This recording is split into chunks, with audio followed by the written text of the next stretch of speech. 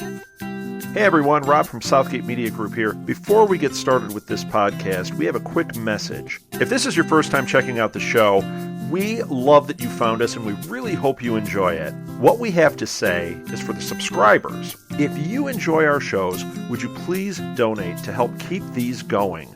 We don't want to have to put traditional ads on these shows, but this does cost money. So we really do rely heavily on donations. To make a donation to the show, please go to our website, www.southgatemediagroup.com. Go to the page for the show, and in the upper right-hand corner is a donate button. It takes you right to PayPal, and you can donate whatever amount you want. Thanks a lot for listening, everybody. And now, on with the show.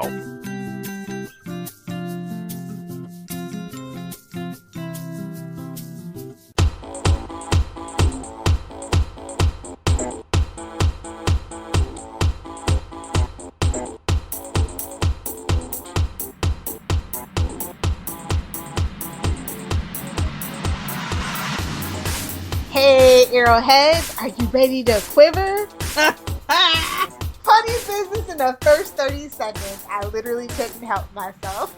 This, of course, is Lilith and Kelly. And you are listening to Queen Consolidated, a Southgate Media Group podcast dedicated to the hit CW show Arrow, starring Stephen Amell and Emily Bett Rickard. I don't know what to think about this episode. I'm kind of with you there. So up for discussion today is episode 402, The Candidate. I have a burning question that can't wait till the end of this podcast, so I'm just gonna blurt it out. Who the hell does Oliver Jonas Queen think he is, and why does he think he's qualified to be mayor of Star City? Well, God's gift to Star City? He never even graduated college. He barely graduated high school, and his life experiences are not conducive to being a mayor, especially since it seems like it wasn't initially a strong city council mayor format. It just seems like the mayor did what it wanted to do. Mm-hmm. So that's a little dangerous for a man like Oliver.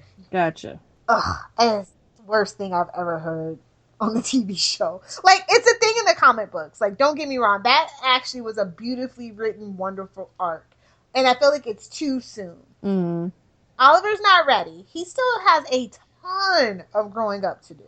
Yes, I would agree there. He does have a lot growing up to do. Let's just get right into the discussion of this episode. It was written by Mark Guggenheim and Keto Shimizu. Never say it the same way twice. I'm so sorry, Keto. This episode was directed by John Behring, one of my top 5 favorite TV directors. We miss you on the Vampire Diaries. Come home, sir. I'm sorry. Anyway, how about that synopsis, Kelly? When an old family friend, Jessica Danforth, tells Oliver and Thea that she's going to run for mayor, both queens are concerned considering the last 3 mayors have been murdered. Despite their protests, Jessica makes her announcement, so Green Arrow and Speedy vow to protect her. Meanwhile, Thea begins to exhibit effects from the Lazarus pits. In addition, Felicity is faced with a tough business decision and looks to one of her employees, Curtis Holt, for help, and Oliver gets a haircut. In the flashbacks. So this episode was so meta, it hurt. Every conversation between Oliver and Felicity was basically the writers telling us, hey, we know we messed up. Give us a chance. We're trying to course correct over here. And I don't know how I feel about that. If you rewatch this, guys, look at it through that prism and tell me that this is not a meta episode of them kind of sort of apologizing and pandering to the fans. Just saying.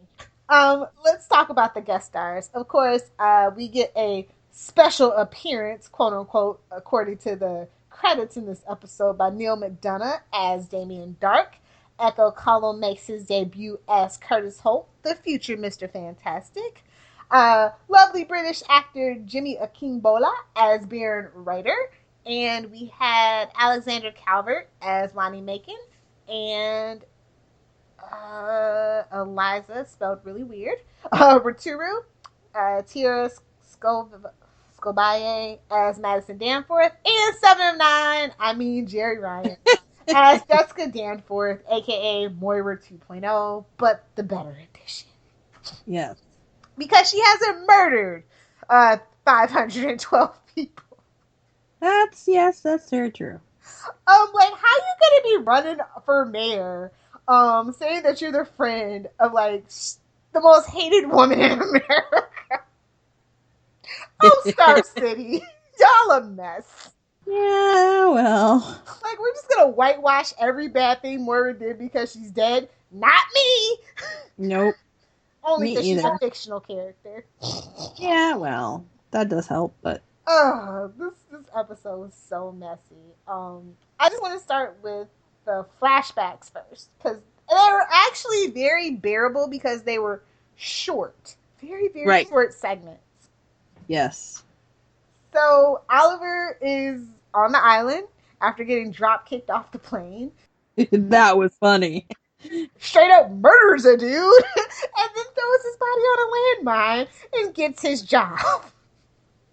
Yeah. Nice how that works, huh? So, you know, he was sent there by Argus, aka Amanda Waller, to infiltrate this group. It's looking like they took this particular storyline from year 1 of Arrow, where there's like these people on the island doing forced labor. We'll see how that goes because Shadow is already dead. Supposedly. Right. She has a twin sister out there that might not actually be her twin sister. Never mind. Hopes. You never know. Anyway, so yeah, I don't know. Like, they were very brief and concise and to the point to get from point A to point B. He meets this guy named Darren Ryder. We don't know what he's up to, but it involves forced slave labor, so it can't be good. That's right. And weren't those poppies or something? Those flowers? Opium? Yeah. No, they're vertigo plants. There you go. Everybody's like, don't joke, Lilith. I don't know what they're up to, but it ain't good. But he got a haircut and a job, so things are looking up for Oliver. Oh, that's awful. I mean, that's the most exciting. That was the most exciting thing about this episode. Like, for Flash, it was like, welcome home, Tom Cavanaugh. For Arrow, it's like, good riddance, flashback wig. Oh, you will not be missed. I hope they burned you to death like Thea burned that guy. Just. Yeah, there were some great memes. Yes. For that haircut. I was thinking he went from being Island Ken to G.I. Joe. And everybody knows G.I. Joe always gets Barbie. At least in my household. Anyway. Yeah. So that was the flashbacks. It was the best flashback we've had in a really long time. So back to present day. Felicity and Oliver are home sweet home, and they're having difficulties adjusting. Can't imagine why. I know. Poor Felicity. She's trying to preserve Ray Palmer's memory, and, you know, all they want her to do is fire people. She has to adult all day. I know. How awful is that? I mean, I feel bad for her, but I like that she took a firm stand, and hopefully, Mr. Terrific, Curtis Holt can pull a miracle. I liked him. Felicity got a Felicity. She got her own Felicity. I like Curtis a lot. And it goes back to my point of they can only write one character well. And just thank God that it's Felicity's character. Okay, now I have a thought. Okay. You keep saying they need to spin off Felicity to The Flash. What if they spin off Curtis? No. It's Felicity or nothing. I mean, and it's not like I want to get rid of Felicity from Arrow, but it's better than her being dead. Yeah. Because, I mean, let's be real. The longer that she's in a relationship with Oliver, the more danger she's going to be in, the more likely she ends up dead. Right. That's just a superhero trope. Woman in her fridge. She doesn't have a superpower. She's completely different from her comic book counterpart. I'm just trying to say, don't do it. Just send her to the Flash. Her and Caitlin get along. Her and Cisco could blow up all the multiverses and just give us one Earth to stop Zoom. It's just, I don't know. I don't think Curtis is long for this show. I think, like, this is going to be a one season done kind of thing. They're trying to insert more people of color, and I'm just going to see where it goes. And much like the character of Patty Spivot, On The Flash, he got more lines than Diggle, more backstory than Diggle, in one scene than 3 seasons. And fantastic hair. Oh my god. He reminds me of that one guy from the IT crowdsource or whatever that TV show is. I was just like, y'all is just doing too much. Oh, and he's played by the lovely Echo Column, who live tweeted with us this week. He did a really great job. And he also live tweeted the premiere, so Very thank you, cool. sir. It's always nice to have somebody from the cast tweeting along with us. Yes. Oh boy. So yeah, Felicity got her own Felicity.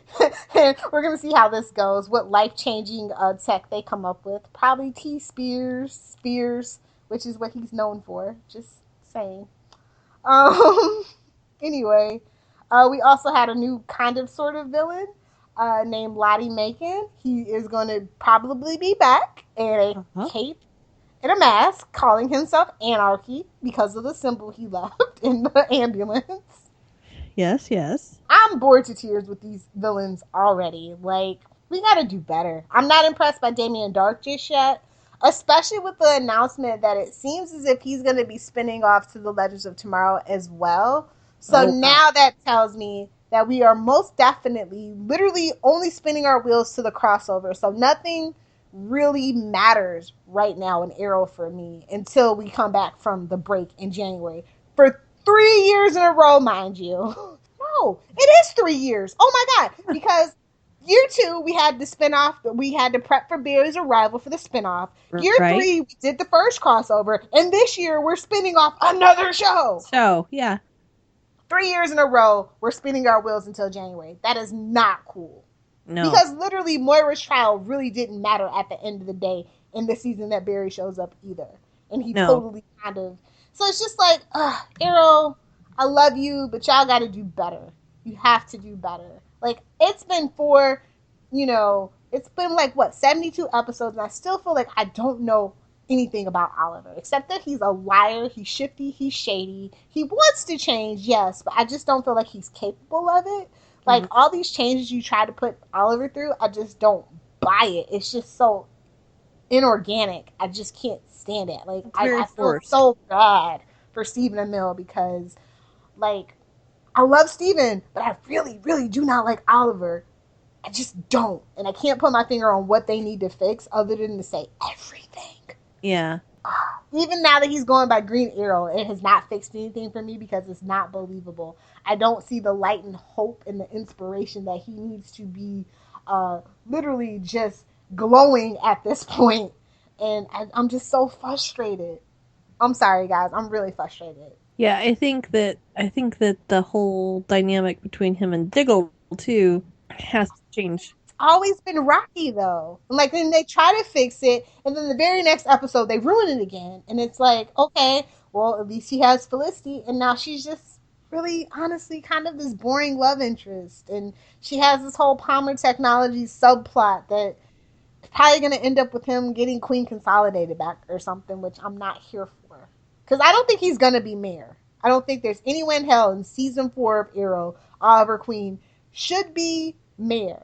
And if they do that, they're going to totally lose me. Yeah. I mean, it would have to be a huge, drastic change in the next 21 episodes. Right. And I don't think they're capable or ready to pull that off just yet for what needs to happen as a transformation for the character of Oliver. So, I don't know, man. I don't know. When he said that at the end of this episode, even though he was all smiles, even Felicity looked at him like he was crazy. I have this screen cap, and she's like, boy, you better go sit down and have a drink. I mean, I understand why he's saying it, because he could stay alive during the run, but, I mean, that's just kind of a bad reason to run for mayor. Sorry. And like I said, it's another reason not to trust Guggenheim, because he's like, no way we'd be having him be mayor. And I'm just like, see why I have trust issues, sir? Do you understand? Yes. Anyway, let's get to some more happy stuff. I really love that we're opening almost, these last 2 episodes have had opening action, and it's been different, and it's been exhilarating, and I really want to commend the fight choreography and the stunt choreography, because it was camera angles. I loved it. Oh my God. Yeah. John Bayring's the best friend. Next to Eagle Eagleson on the CW roster of action shows. It's Eagle Eagleson and John Bayring, hands down. Love them to pieces. How we got the first person view, and that was just fantastic. I loved it. I loved the action. That's what we love Arrow It must for. be crazy hard to come up with something new every single freaking week. The zip line with the baton. What? Yeah, that was awesome. That was off the chain. Shout out to Miss Katie Cassidy and her stunt double, as well as Willa Holland and her stunt double. They totally rocked it this episode. Just, yeah, that is something that Arrow almost always does right. It's one of my favorite things. And the other favorite thing about this about Arrow in general is the scoring provided by the wonderful Blake Neely. Yay! I heard something new. The first flashback, the opening fight scene scoring was very bombastic, very cinematic. Loved it.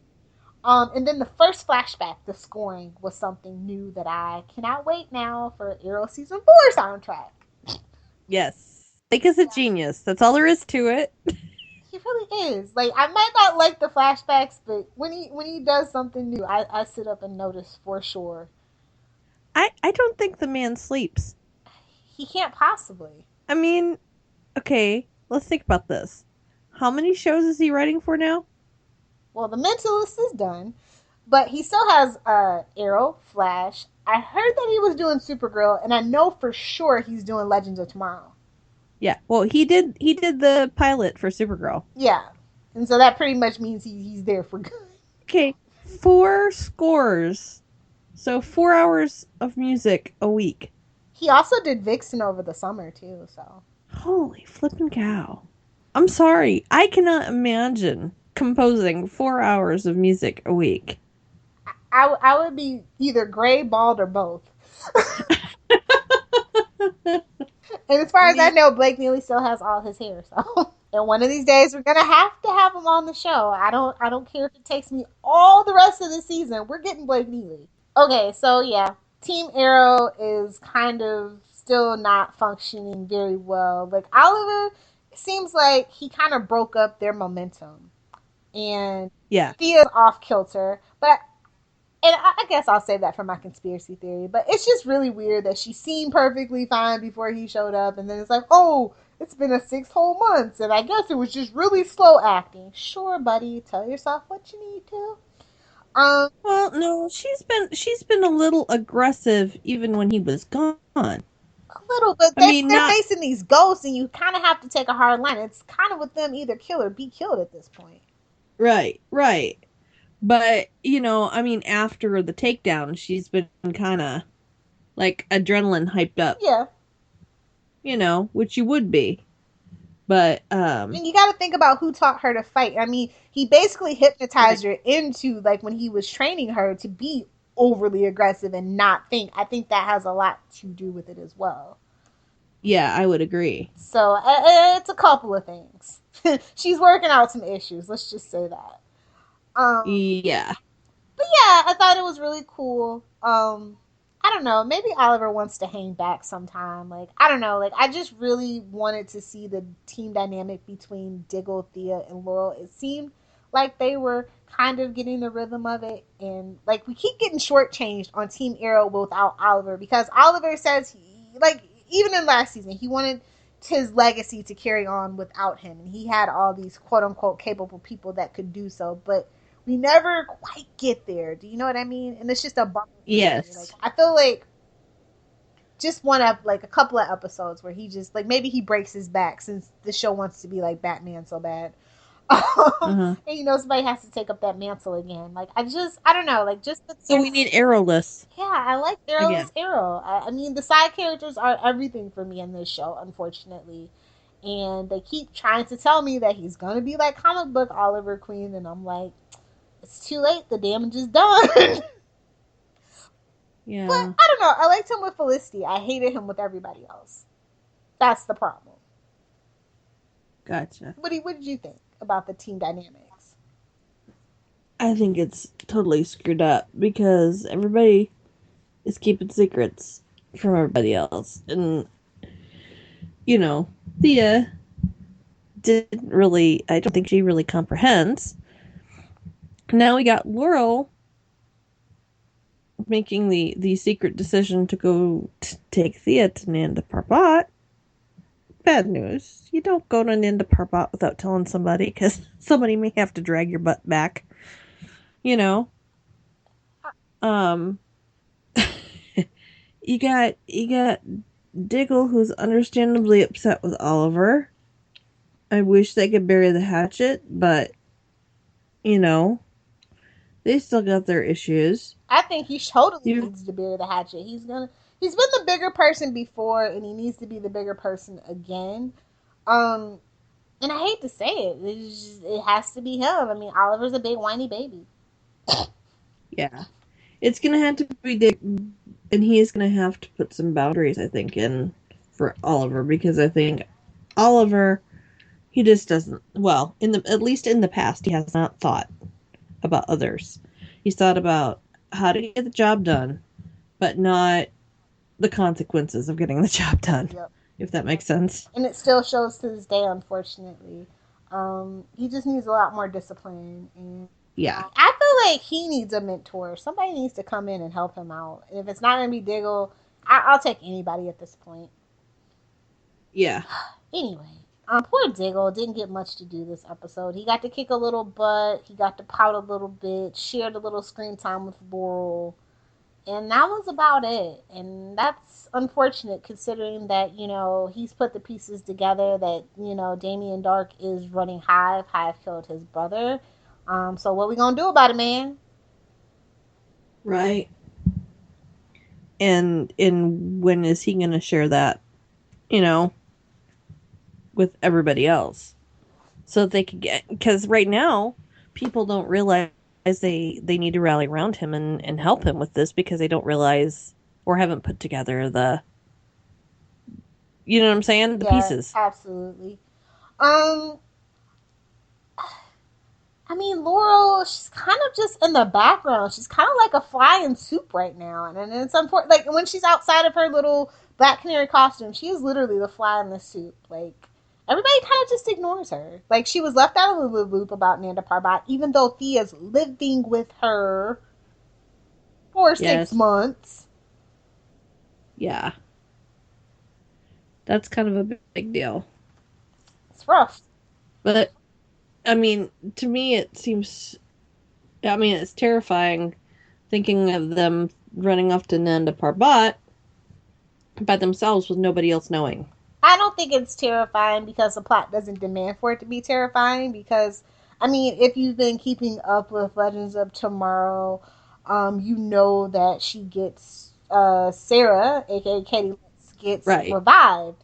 So, it's like, there's not really any danger for either of them at this particular moment.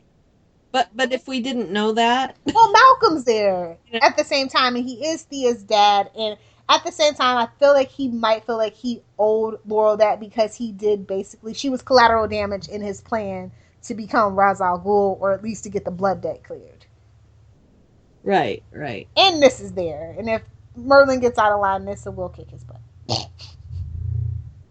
Yeah. And so for me, it's just like, I know what you're saying, but it's Arrow, and it's just like, there's not a lot of real stakes in the first 3 episodes, 9 episodes, as it were. Right. If it was toward the season finale, maybe I'd get nervous. That's all. I felt like, okay, so that, but the question is, it's like, okay, Nissa loved Sarah just as much as you, Laurel. Don't you think that if the pit could revive her, she would have? And it's like, it's going to be really interesting to see. Well, but Nissa will know. Nissa will understand that she will be different. Exactly. You know what I'm saying? Where Laurel doesn't really get that. Well, she's seeing it firsthand with Thea, though, so it's weird. Right, but is everybody the same, not kind of different? She's been dead longer, too, though. So it's a case of Laurel being a dodo bird. They love to make Laurel the dodo bird, so, we'll just see how this all shakes out. Yeah. Man, that was a creepy corpse at the end of this episode, though, right? Yeah. Are they taking a private plane? Because you can't just haul a dead body through customs. You can't just haul a dead body out of the cemetery. Well, it is Star City. Who's looking?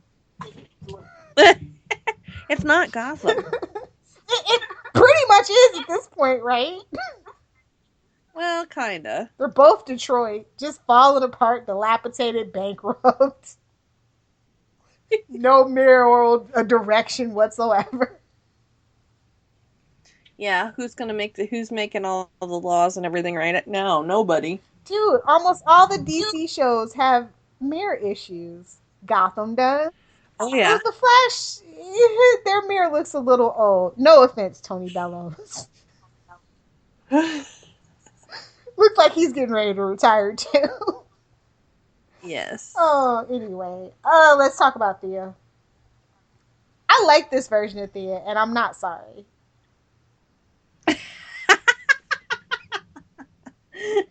And why do you like this version of Thea? She's BAMF, man, and she like finally is telling Oliver how she feels. She has every right to get it off her chest because at every single turn, literally since the show's inception, every chance he got, he ran away from her, even though she is the one that understands him, loves him the most. Every chance he gets, he leaves her behind with no thought about it until he returns. And it ticks me off to no end.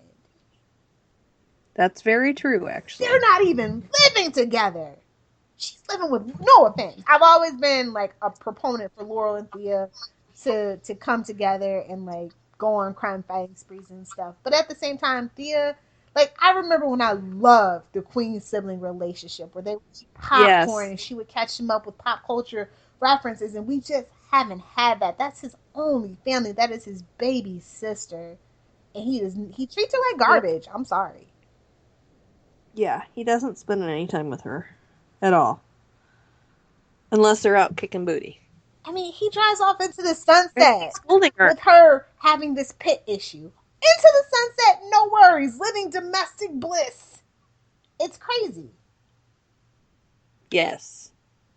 That's all. So I like this Thea, that she has a backbone, that she's standing up for herself, that she isn't what the plot demands her to be. AKA the best person on the show, so loving and so forgiving, almost to a fault. Yeah, well, the pit's kind of messed with that a little bit. I think she's finally just seeing Oliver for who he is. And she's like, who the hell do you think you are to tell me what to do? I'm grown as heck now, and I got my own money that didn't come from the Queen family. And you know what I mean? Like, I just feel like a lot of it might be her sowing her wild oats on top of that. Very true. Very true. So you probably hate this Thea this way. I'm just not sure about her at this point, you know? I hope that, I mean, I appreciate that, yes, she is telling people how she feels and stuff, but she's also, well, she was really out of control when she went after Oliver. Holy cow. Oh my God. Speaking of that, so I was screen capping because I was, something you don't want to do with Arrow is watch it with the captions on, because I never realized how much they actually grunt in this show until I actually had to read the words. Grunt, heavy sigh, gasp, but I'm like, wow, this is why I don't watch it with the captions. This sounds like Target store in, where was it? Target store in, wasn't it in Florida? What? You didn't hear about this? It was all over the news today. This Target store in Florida was playing a porno over the loudspeakers in the store for like 15 minutes. My goodness. Yeah. Classic Florida man story. I totally buy it.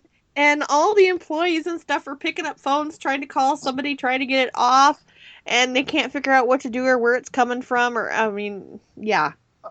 And this lady was in the store with her toddler son, and she's recording this on like video, so there is proof that this happened. Oh, no.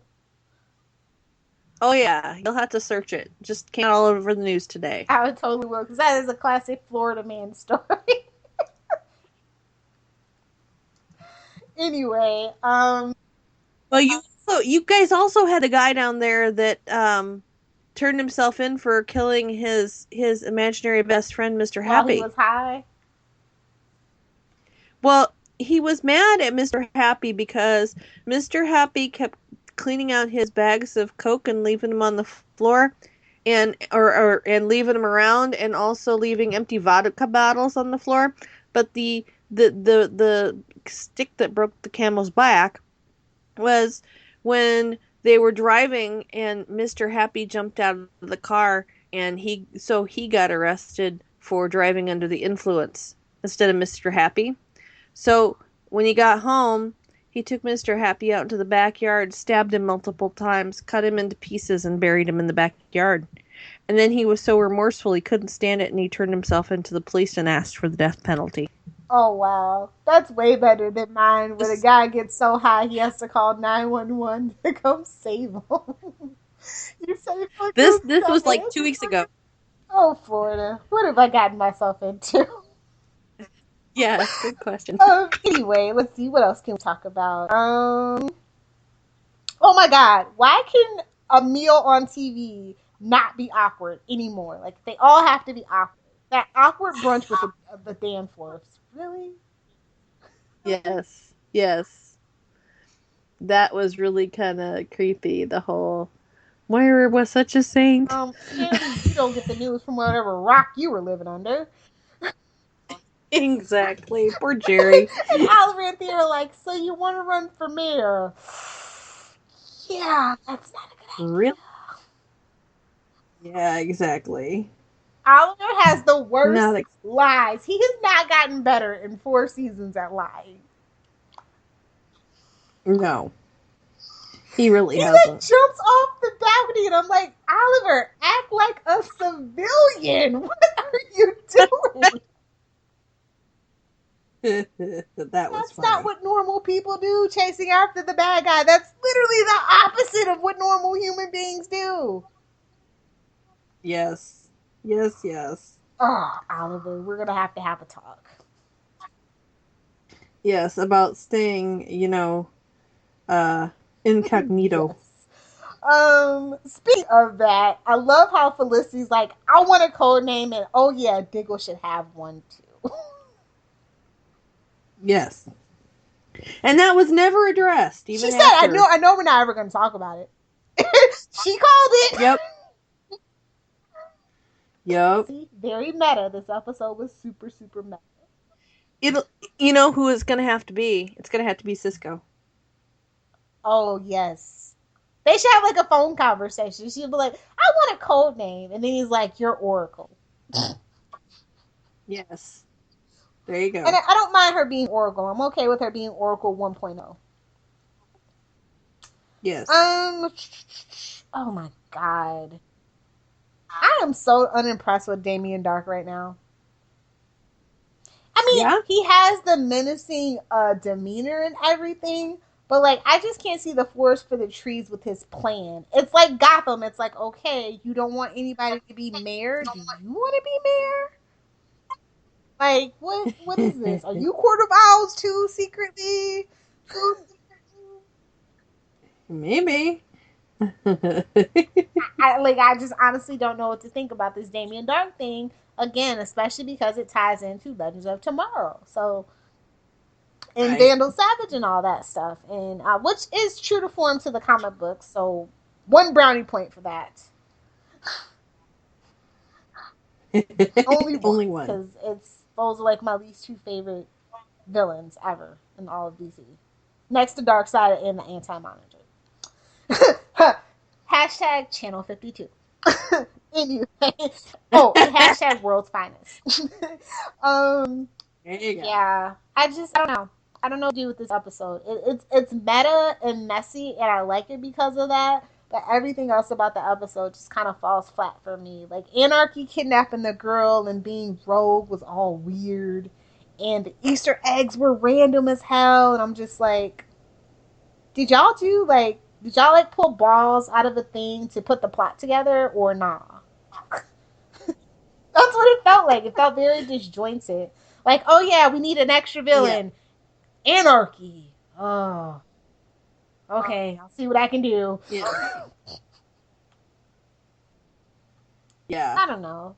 Like, I just miss it being a clear, concise, like, goal in mind. Like, I think Arrow definitely needs a procedural element to it to make it, Yes. I don't know, more cohesive. So what do you think about Papa Lance? I don't know what to make of this situation still. I'm with you. I'm very confused. I'm wondering who they threatened. You know, whether I imagine it's not Laurel, because he wouldn't be that worried if it was Laurel. I'm thinking it's his ex-wife. It has to be something more than family, though, because I don't know. I feel like Quentin is the kind of guy that would, at the end of the day, sacrifice something like that for the greater good. So maybe we're pulling a Dark Knight Rises here. We have secret bombs planted all over the city that he's trying to keep from going. Oh, wait, we did that in the first season of Arrow, kind of, sort of. But what's Arrow without being a little redundant? Yeah. Sorry. Anyway, let's get to some good stuff. Because that's pretty much all that I have. The Easter eggs that I'll give you guys is Baron Ryder is actually Baron Blitzkrieg, who is Blitzkrieg is a fictional superhero villain in the DC comic universe. Interesting enough, he's from Earth 2. Mm-hmm. You know what a Blitzkrieg is, don't you? It? It's a bomb bombardment. Ew, that's where we get Blitz from. That's like in World War II, the Blitzkrieg. Oh, okay. Yeah, which makes sense because he was a Nazi. Yeah. Which is weird because we have a black guy playing the character. I don't know why we just didn't find another black villain. Whatever. Reasons. Yes, reasons. Yeah. Which is weird that he's a Nazi because it's not like he actually came out during like World War II. This actually came out like he was created in like 1977. Okay, that's weird. Yeah. But interestingly enough, the guy is the leader of Shadowspire, which is allied with Vandal Savage's organization known as Symbolics. So Shadowspire, I believe, is the organization that we're dealing with in the flashbacks, and Hive is the organization that we are dealing with in the present. And I find this all very actually interesting, and I mean that earnestly. So a lot can go down in 21 more, 22 more episodes. Yeah, one more episode. So we've got some interesting villains, and I think this is the first villain that I can actually like get behind in the flashbacks. Cool. Probably because it's more. It feels like a year one story, which year one's not the best thing ever, like everybody makes it out to be, but it is very interesting. So I'm in for a penny, in for a pound at this point. I hope eventually because this is supposed to be the last season of Flashback, so I hope we at least get a Russia mention. Like, just, even if at the end of the season he just, like, is in Russia and KG Beast is, like, tattooing the Bratha symbol on him, I'll be fine with that. But we need to have Russia, dang it. That would be awesome. So, now we can get the grade. I felt like this was a mess. Although, I'll give it a C+ just for him getting the haircut.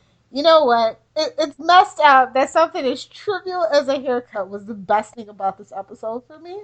And that's why it's a C- for me. This is a hot meta mess, and I can't even with these people. This is episode 2, and it is not instilling confidence of season 4 at all. Like I said, we are literally probably just spinning our wheels again until January, and I'm just kind of not here for that. I want to be invested in this whole, because I'm not going to be watching Legends of Tomorrow. Don't ask me why. Like, I love Wentworth Miller, I love Dominic Purcell, I love freaking Victor Gerber, but it's just something about that show, and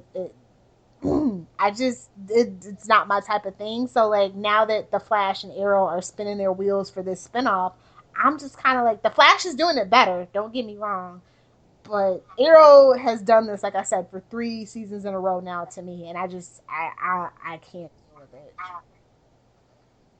I can understand that. But there is good stuff to talk about. A few cool moments. I love when Thea sets the guy on fire. Because it was an honest accident. I don't know if Oliver sees it that way, though. Well, I'm Team Thea, and I'm not Team Oliver, so whatever.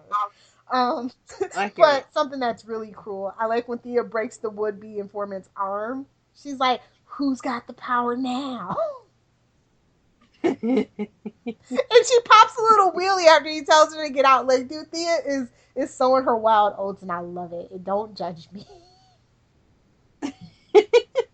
What about you? What are some of your favorite moments? I love the fight scene at the beginning. The open was just fantastic. Yes, that is my favorite scene for sure. I definitely would take that. That could have been the whole episode, and I would have been really happy. Ooh, another scene I really liked that had Team Arrow in it is when they all come crashing through the skylight to save the Danforth girl. And I was just like, that was so BAMF. All four of them just like, what? Come get some. That was awesome. That was awesome. I'm trying to think what that reminds me of. There was something that reminded me of it, and I can't think of it now. It was another movie where people came crashing through a skylight, but I can't remember what it was now. You know what it reminded me of? What? Power Rangers. Oh, You got the Green Ranger, the Red Ranger, the Black Ranger. It Diggles the Blue Ranger. Oh, yeah. Did you have any lines for this episode? Let me think here. I know there was one, but I can't recall at the time. Right now. Oh, I have a ton, actually. The dialogue was pretty good this episode. One of the highlights. I like how Oliver's like, oh yeah, that's the perk of your girlfriend being like the CEO or whatever. We have money now. And then Quentin goes, oh yeah, you changed your name to Green Arrow. It's got a color in it now. It's catchy. Oh, I remember one where he's about the fingerprints. He's like, oh yeah, I bought the car. I'm not sure it was a good investment. Yeah. Oh, what's another one? What was it? Oh, when Thea says, here comes the crazy, I go, that should be the new tagline for the Arrowverse, basically. Here comes the crazy. Yes. Oh, it was another one. Oh my god.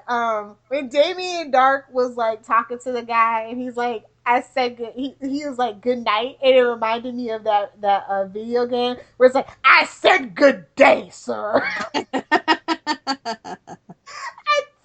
Like, dude, he is menacing as hell because he even tells Quentin to watch his language, and I was like clutching my pearls. Excuse you? Do you know that is Quentin Larry Lance? You know what it made me think of? Captain America, because he always says language. Oh yeah. Oh my god, that was just so funny. I like that Felicity actually is trying to honor Ray Palmer's memory, not only by saying BT Dub, but like rehiring all the people and believing in her people that they can actually turn the company around. Yes, that was cool.